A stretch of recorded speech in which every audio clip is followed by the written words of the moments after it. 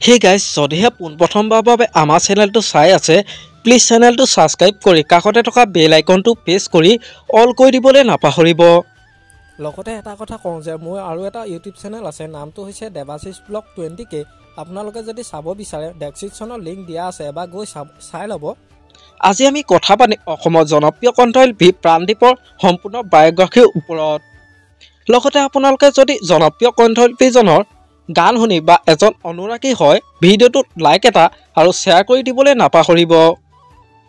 জনপ্ৰিয় কণ্ঠশিল্পী প্ৰাণদীপৰ সম্পূৰ্ণ নামটো হ'ল প্ৰাণদীপ হাজৰিকা। প্ৰাণদীপ হাজৰিকাৰ ঘৰ হ'ল যোৰহাট জিলাত আৰু তেওঁৰ জন্ম হৈছিল 27 ডিচেম্বৰ তাৰিখে। প্ৰাণদীপৰ পৰিয়ালত মাক দেউতাক আৰু লগতে ভায়েক আৰু ভনীয়েক আছে। প্ৰাণদীপ হাজৰিকাৰ দেউতাকৰ নাম হ'ল বিপুল চন্দ্ৰ হাজৰিকা, মাকৰ নাম হ'ল দীপাঞ্জলি হাজৰিকা আৰু ভনীয়েকগৰাকীৰ নাম হ'ল শিল্পা হাজৰিকা আৰু লগতে ভায়েকজনৰ নাম হ'ল চান্দীপ হাজৰিকা। প্ৰাণদীপ হাজৰিকাৰ শিক্ষাগত অৰ্হতা হৈছে তেওঁ দহোটীয়া উচ্চ মাধ্যমিক বিদ্যালয়ৰ পৰা ক্লাছ 5ৰ পৰা HS পাছ কৰিছিল। তাৰ পাছত JB কলেজত অসমীয়া বিভাগত মেজৰ হিচাপে লৈ কলেজীয়া শিক্ষা আৰম্ভ কৰিছিল।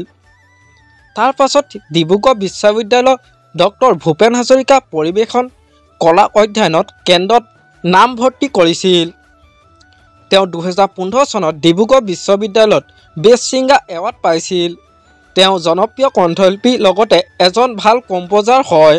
আমাৰ আজি ভিডিঅ'টো আছিল ইমানেই। আজিলৈ বাই বাই।